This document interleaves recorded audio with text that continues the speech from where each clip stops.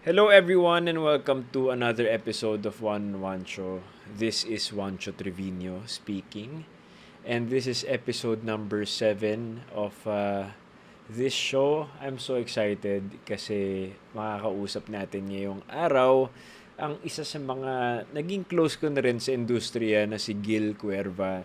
Nagsimula siya of course sa pagmamodel hanggat napasok na siya sa industriya ng pag-aarte. So, excited ako. Actually, habang ginagawa ko tong intro na to, hindi ko pa siya nakakausap. So, I don't know or I have a clue kung ano yung mga pag-uusapan namin. Pero, I'm just gonna, let myself be surprised where the conversation takes us. Sana ma-enjoy nyo tong episode na to. I plan on talking about, syempre, family and some work stuff. So I think it's gonna be really interesting kasi mapapakinggan natin yung side niya about, stuff. So thank you again for listening. Enjoy this episode number 7 of One on One Show. Let us know in the comment section or in our social media accounts kung ano pa ang mga content na gusto nyong makita, sino pa ang mga guest na gusto nyong mapanood or marinig dito sa One on One Show, and we will do or try our best to get them on. So, again, hindi na ako liligoy pa. Gil Cuerva, everyone. Let's go.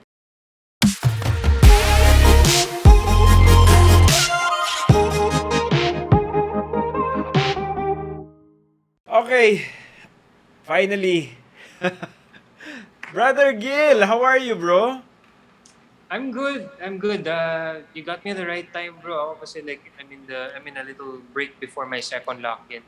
I'm working on this show called Underage. So that's gonna be airing sa hapon. So that's what we're working on, and I'm just relaxing at home. It's been raining, so I've been just staying in and catching up on all the video games I can. Ano yun? Ano yung nilalaro mo palagi? Lagi kita nakikita sa PlayStation bro, Network ko eh. Genshin Impact. Yeah, that's the game. You're on that like every all day. the time. Yeah, it's funny, bro, kasi parang pati sa lock-in, I'll bring my PS4 just to make sure na, every day, may parang mga daily quests that you have to do. Is it an online game? Yeah, it's an online game.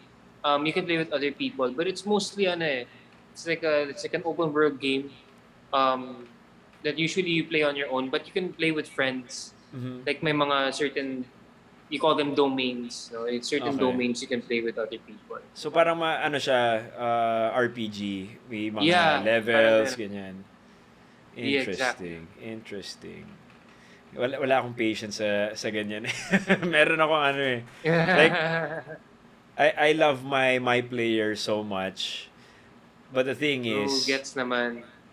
Ang bilis maabutan ng next na version ng 2K. So palagi na lang back to zero palagi. Yeah. Yan din yung problem ko dati. Parang hindi ko na re-retire parati yung player ko. Kasi diba, I want him to reach the Hall of Fame eh. Before ma-achieve ko yung required for the Hall of Fame, may bago ng 2K. So it's like, oo nga eh. Alright. Back to zero. Well, yun eh. Parang yung pinag-uusapan nila, may mga conspiracies, di ba, with, these new phones, di ba? Na ang bilis maglabas ng mga next na version, and what they'll do is, parang hinihinaan nila yung parang pixels or binabagalan nila yung phone para magpalit ka.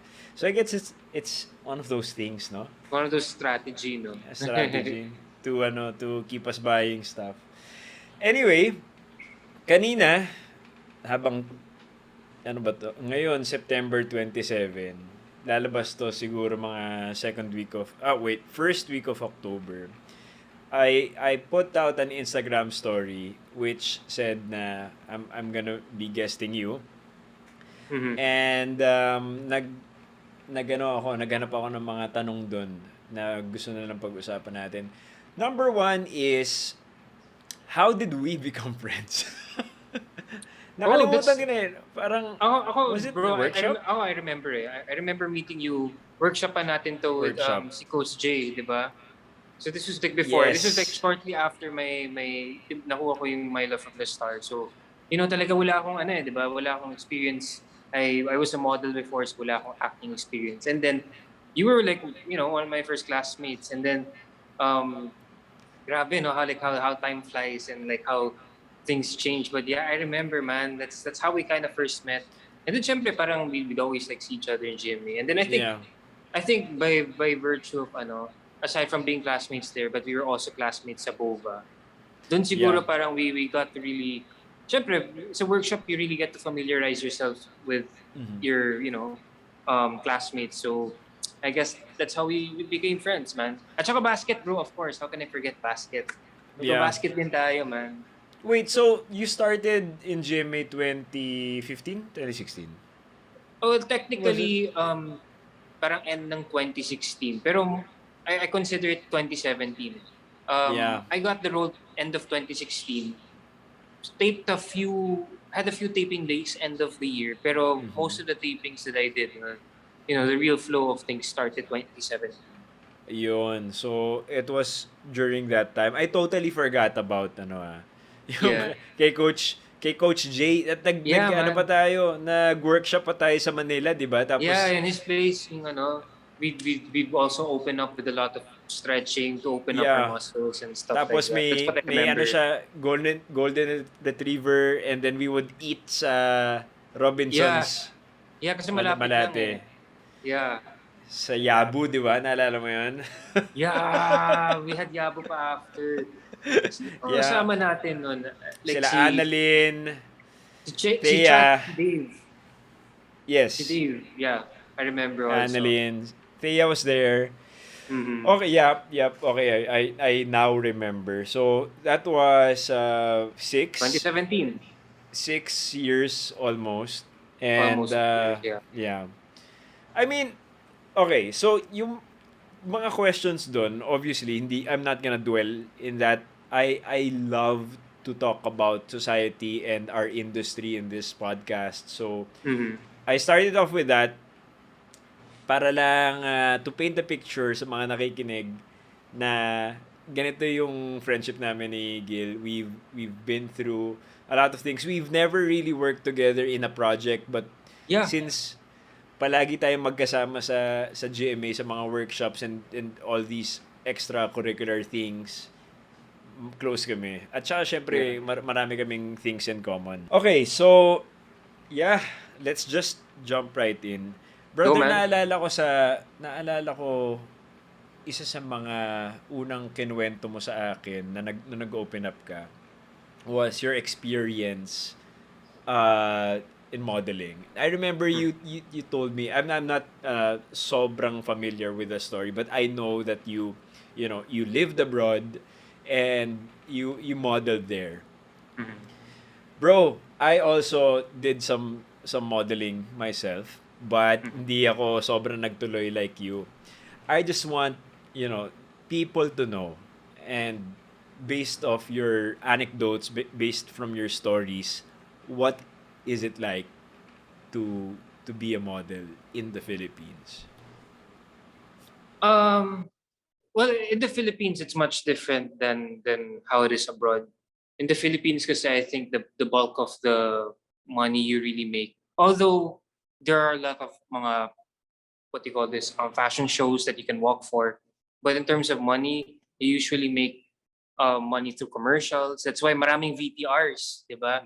When I don't know if you've experienced, pero if let's say there's a VTR for a commercial, we're talking about maybe 100 people, you know, trying out for that one, as opposed to maybe a fashion show where basically it's really about the tall people and if you can pull off a certain look. Um, but I would definitely say it's different than modeling in Hong Kong. Um, I only modeled in Hong Kong for about 2 months, and if I'm being very frank, I barely made any money. I only made a few thousand pesos because uh, the allowance that I had per week, uh, I had to repay it plus 10%. So let's say, for example, my allowance for the week, which comes from the agency, is 800 Hong Kong dollars.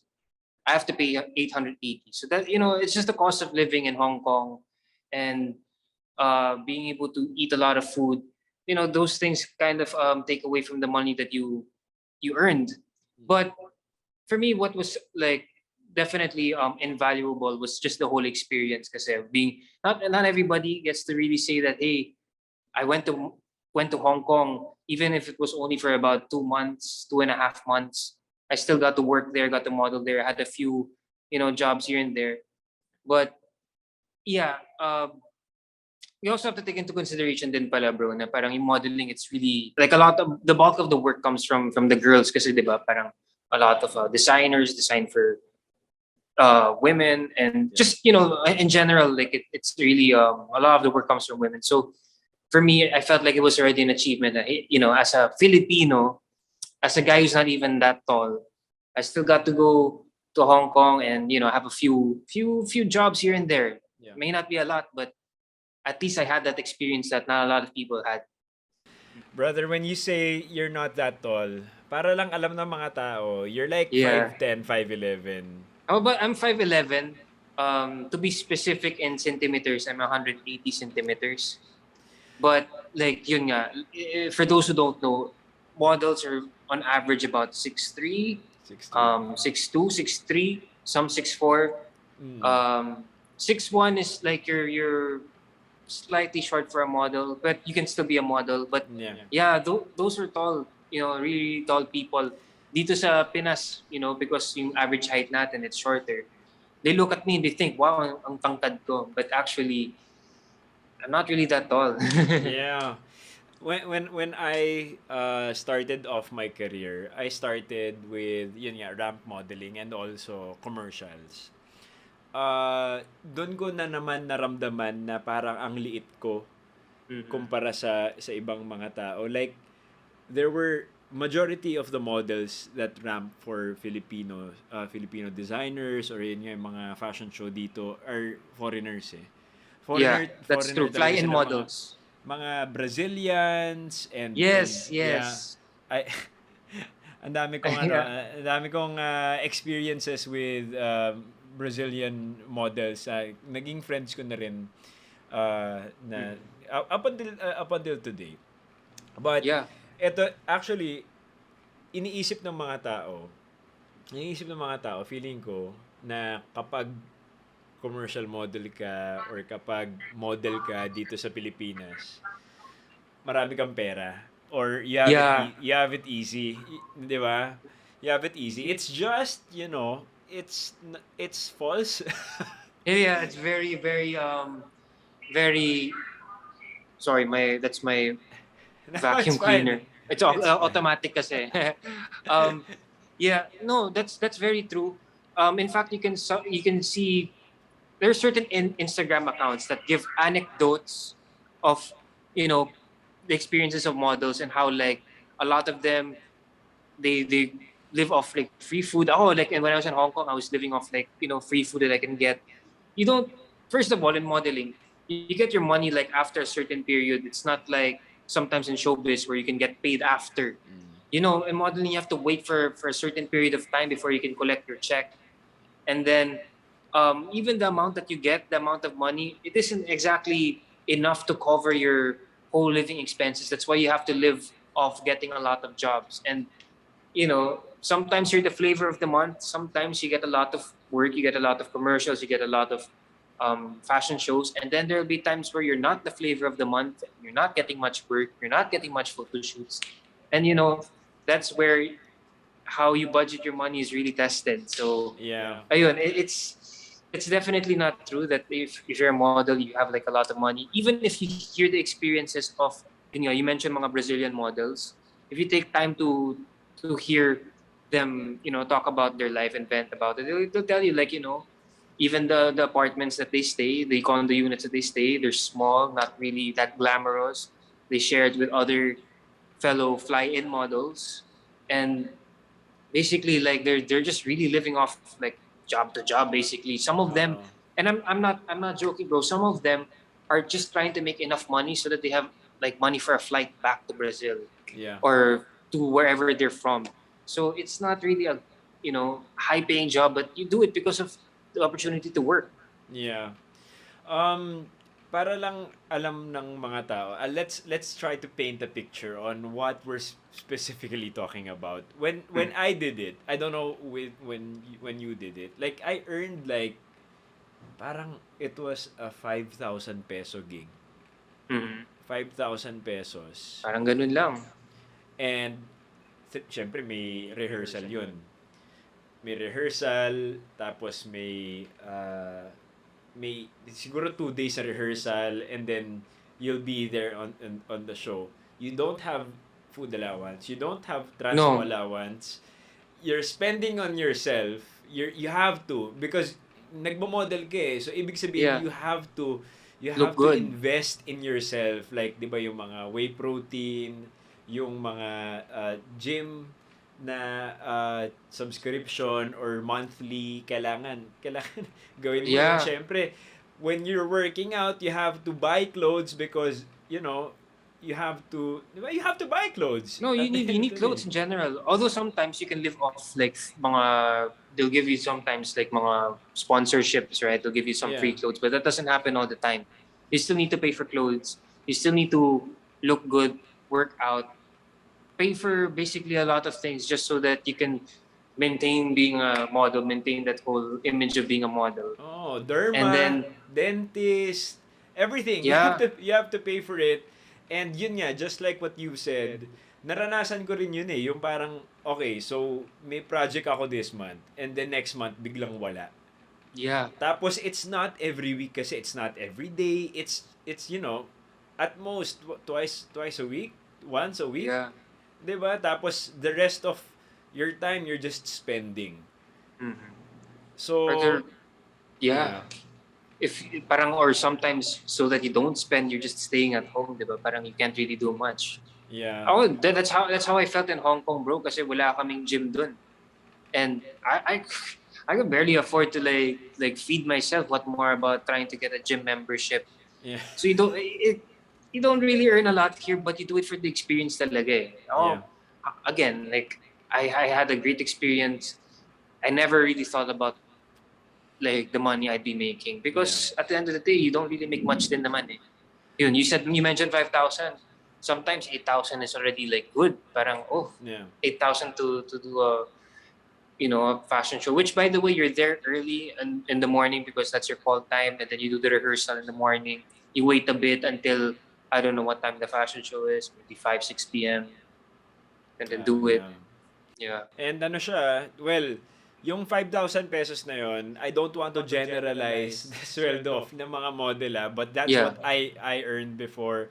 Obviously, it was one of my first gigs in the industry. So I don't know how it escalates kapag nagkakaroon ka. I'm sure it depends on the kind of like maybe fashion show, and maybe if you're gonna wear only one outfit or two outfits. I'm sure it's something like that. Yeah. But yeah, you see, it doesn't work isn't always consistent. So yeah, sometimes you have a lot of work. It's just like show business. It's just like show business. Show business medyo mas regular lang kasi 'di ba may mga tapings and stuff, and syempre mas na-market tayo ng better because we're on TV.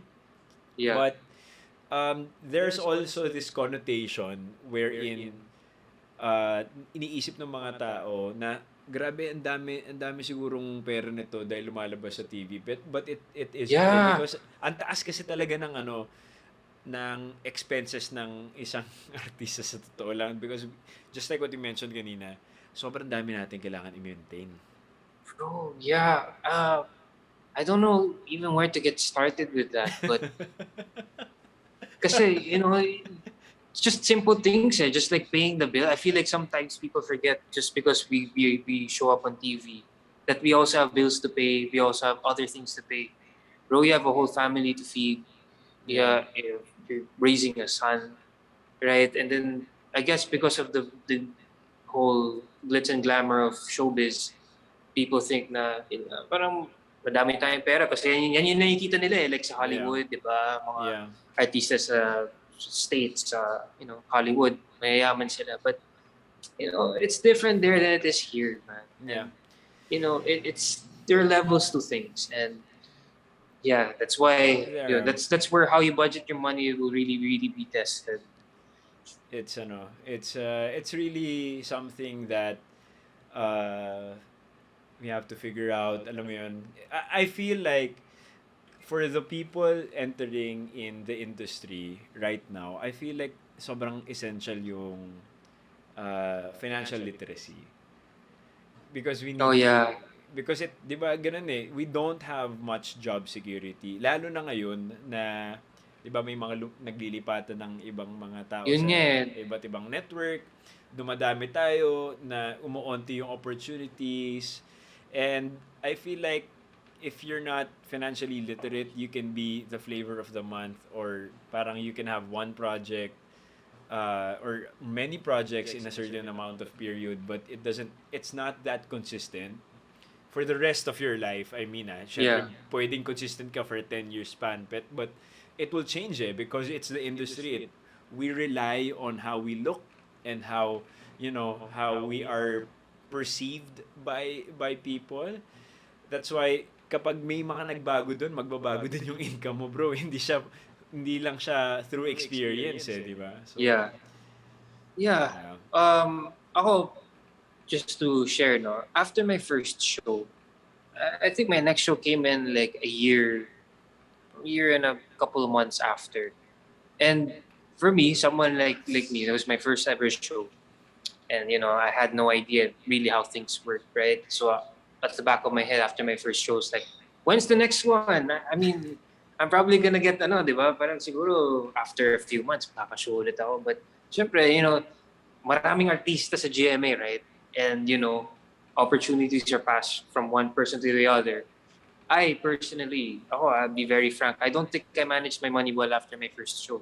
Because, I didn't understand like how things work. That I would have to, stretch that money out. There are times na parang, usually, di ba, they call it a ghost month. Like August, di ba? Yeah. People don't get much work. That's happened to me. I've had like a couple of months where like sa payslip wala akong nakakuha because I didn't work. I didn't have work. So um during those months, that's where all the money that you're supposed to have saved up should be put to use. And admittedly, I don't think I managed my money well after my first show. Parang I would barely get by because parang medyo di naman nag-splurge, but I was like a bit careless with my money.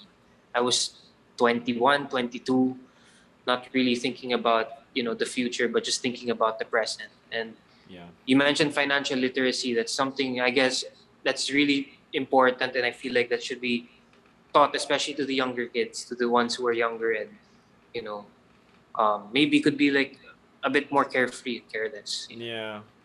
Well, it happened to me. So Yeah. it has Diba?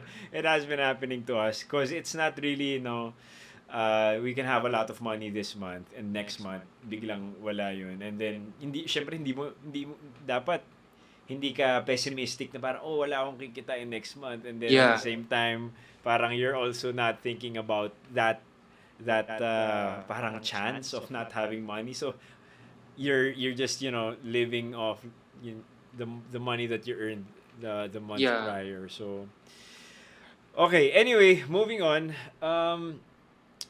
You mentioned your first show, My Mhm. Love from the Start. Yep. I remember that, bro. I'll tell you honestly, when that was a thing in GMA, when nagpapa-audition sila, and they you back na held you back in the announcement and stuff. Mhm. I was intrigued. You know why? Because uh first, nobody told us na ikaw yung lalabas, or na biglang isang baguhan biglang magpa-prime time sa Yeah, diba? Imagine. magpa-prime time sa GMA Telebabad. Kami, ako personally, I'm not gonna speak sa, in behalf of other people, but I was with all honesty, I was really, parang, what? I've been working 5 years already. Yeah, and then they're just Ay, gonna give it parang, to this guy. oh, sino ba yun? Marunong ba umarte? Parang ganun. Siyempre yun yung tanong. Lalo na kapag I was young. And I was working so hard to get to that And point. that's And totally then, valid, by the way. It's yeah, totally and valid, by the way. ay, sabi ko nga sa'yo, I just wanted to be honest. But yun nga, when I met you, you turned out to be a pretty, cool and cool and chill dude. So anyway, when that happened, and then I saw you, naalala ko it was such a big thing, and I was stalking you on Instagram cause parang ang naging first na labas mo yata, bro, if I'm not mistaken, was sa 24 Oras. Yeah, it And was. It and, was. and Yeah. you were like this long-haired, very mystic, parang ano yun, parang matipuno na parang tahimik na parang parang K-drama star nga siya. Parang sino ba yan? Tapos biglang nung tiningnan ko yung Instagram mo, I think na if I'm not mistaken as well, wala ka pang post nun masyado. And your comment section blew up. Yeah. Like, it was wild for those few months na hindi pa nga kayo lumalabas sa TV. Tama ba ako? That was really wild. Yeah, man. You're right. Actually, parang short. So before like lumabas yung My Love from the Star, and yung parang kaka-announce lang.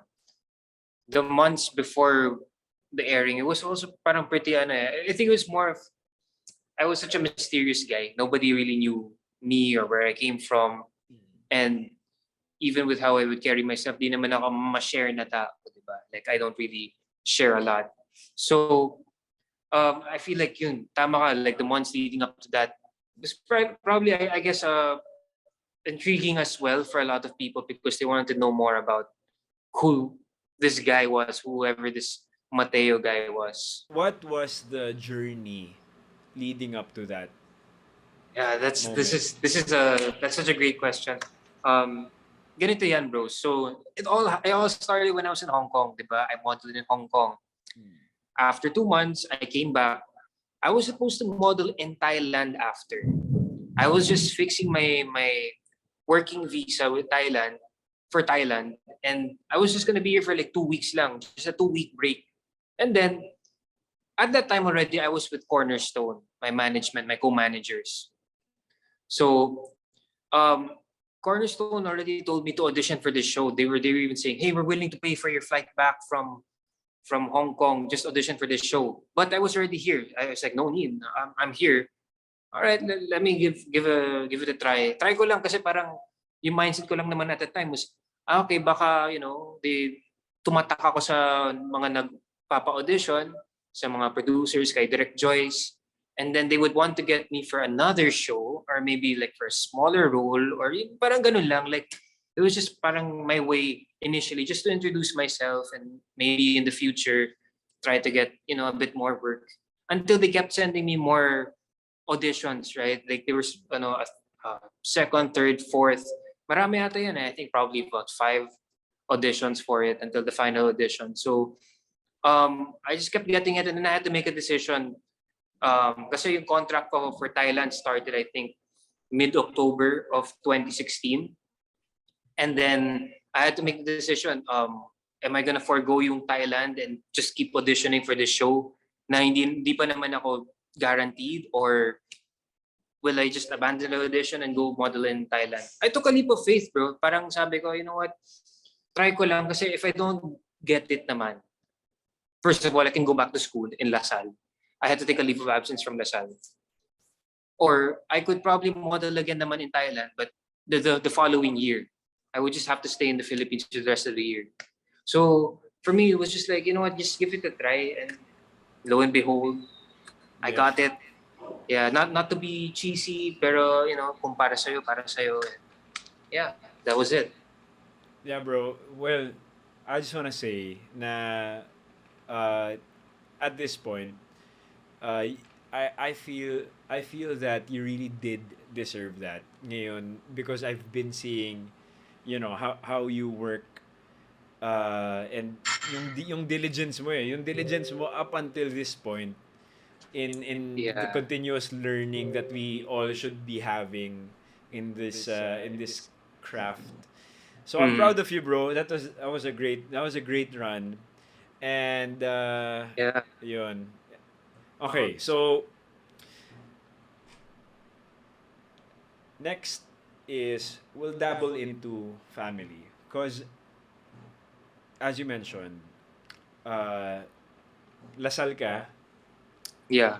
lasal ka, and I know that hindi ka naman nanggaling sa hindi ka breadwinner just like, other people in the industry. Mm-hmm. You came from a family that is, doing well for themselves as well. Yeah. Yeah. Do you feel pressure from them? Any sort of pressure na ngayon nagtatrabaho ka sa industriya na that fluctuates Mm-hmm. and you're currently like what 20 28 20 27 27. 27. 27 28. Do you feel pressure from them? To finish. No, to um anything, to Uh, excel or to start a family, to you know do all these things. I don't think the pressure comes from them as much as it comes from myself. Luckily, I think I've been blessed to have parents who are, parang they're generally open-minded and they've allowed me to make my own mistakes. Though, of course, like they will always give their insights and advice and suggestions on what I should be doing next, especially with my dad and my finances. My dad always wants, he's always like he always wants the best for me, so that's why he wants me to manage my money better. But in terms of like pressure to excel or be at a certain status in life, whether financially or just career wise, I think that comes mostly from me because I want myself to do well, um and I never really compare myself with other people, but there are certain, how to say this, there's a checklist of things that I want to achieve or want to become. And that's why sometimes I feel a bit of pressure from myself because parang there are things that I still want to achieve and want to check off, like owning my own house or Yeah. uh, having like a certain business, stuff like that, so on and so forth. And I'm 27, I'm getting older. I need to start working. I need to get closer to these goals. Um, my parents aren't getting any younger. Eventually, I can't rely on them, right? So, uh, I have to start. I have, what they call this. I have to start getting my life together and stuff like that. So it mostly comes from me. To answer your question, long story short, I think most of the pressure comes from me. Of course, kilala mo si LeBron James. Of course, who doesn't? We know his background. Yeah. LeBron fought for his life to get out of poverty. And now that we're seeing yung anak niya, si Bronny, Bryce, Yeah. and them also playing basketball, would you say na yung parang motivation nila, like actually it's not a question, I would want to straight up assume that their motivations at this point in their lives when LeBron was 20 or Mm-hmm. 19 20 as compared with si LeBronny na 19 20 18 19 20 ibang-iba. Yeah, definitely. That's a fact. Yeah, that is a fact. So my question is, do you think how do you think you're being motivated? Where does your motivation come from now that na you're not really fighting for your life, diba? Or you're not really fighting for hunger because Yes. meron kang ano you have parents, it's not your fault, it's not their fault, diba? Yes. It's totally nobody's fault. But where do you get that motivation and how do you stay motivated? Bro, thank you so much for this question. Okay. My motivation comes from the fact that I've always wanted to make something for myself. I always wanted to do something for myself without necessarily having a what do you call this? Like a foot in. What I'm trying to say is uh I feel like I got this whole showbiz, job or work or career without necessarily their. But I did it on my own. I went out of my way to audition. I went out of my comfort zone because I wanted to make something of myself. And then you're asking me what continues, what helps me stay motivated. The problem when you enter the industry and you get a lead role without much acting experience or basically no acting experience is that your first impression on the viewers will be that you're not that talented or you're not that good. Which, I mean, alam ko naman sa sarili ko na, my first show, I mean, there are times that I did stick out like a sore thumb because I really had no experience. I really didn't really know what I was doing. And sometimes those impressions stick. So I always enter every project with that kind of chip on my shoulder that people will always just, whoever I'm working with will probably just assume that, I don't know what I'm doing or I'm bad at what I'm doing because of, that first impression that I made. And I guess I just try to stay humble with each project and each, working opportunity that I get and try to use it as an, opportunity to really hone the craft and like get better in terms of experience so that, I can prove like one day, like, forget being a best actor, bro. Okay, forget being recognized as a best actor. I don't want to be remembered as someone bad at what he's doing. So I'm working, and what helps me stay motivated is I'm working for the respect, not necessarily of just the viewers, but basically of my peers, of the directors and producers that I'm working with. I just don't want them to look at me and think that I'll always be um, a sore thumb. I'll stick out like a sore thumb, or I'll be the weakest link in the chain. So yeah, that's what helps me stay motivated. Basically, just trying to prove that I'm not bad, man. Like I know how to act. Like it's my job, right? It's my job. Yeah, bro. Eto, sasabihin ko, at lahat ng mga nakikinig ngayon, grabe yung progress mo, bro. Like, syempre hindi naman kita kasama. But I know from being with you nung first few workshops mo and up until now that you've come a long way. So, okay, so last part of the conversation. And you mentioned it kanina na you don't really like or you don't really compare yourself to others. I mean, I feel like it's human nature and parang ano siya eh, para siyang temptation. Temptation to be comparing yourself to other people of your age or yung mga contemporaries mo. Like I struggle with it. I struggle with, yung social media being, you know, being na nakikita natin lahat ng bagay doon kung kunyari like how his life is right now that he's, my age or nung ganitong age nakapag-ipon na ng ganyan.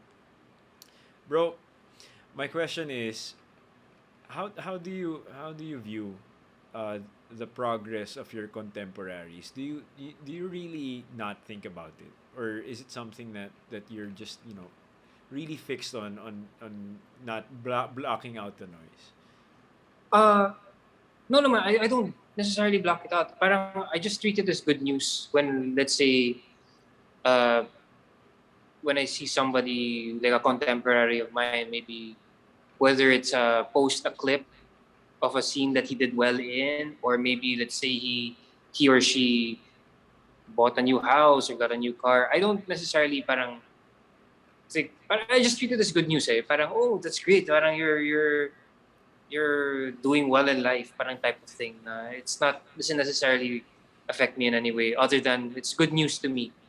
Um, it's just really mostly because I have like certain I have a checklist or like a certain list of things I want to achieve and want to be like, and those are the things that basically I focus more on. But in terms of my contemporaries and the way, they progress, I always just treat it as good news. Like, I mean, you know, I also don't have beef with anybody in the industry. So, but like it's really good for you. Like if you're doing well, if you're doing better, it's good for you. Yeah. Yeah, it's really that eh. I really wanted to focus on, you know, this because syempre alam mo yun, unspoken thing sa industry yung comparison eh, yung Oh yeah, constant comparison. And it's not just with us eh, or it's not just sa mga nakakanood sa atin. We also compare yeah, ourselves to the yeah. progress of others. And it's refreshing to hear your thoughts on it because Hmm. syempre you're a great guy. Yeah. You're a great guy. Yeah, I struggled with it a lot. I'm not gonna lie. Pero syempre ngayon kasi ibang-iba na yung point in my life na alam Yeah. mo yun, parang it's before I did, 'di ba, when I was telling you about yun nga yung first project mo. But right now kasi parang it's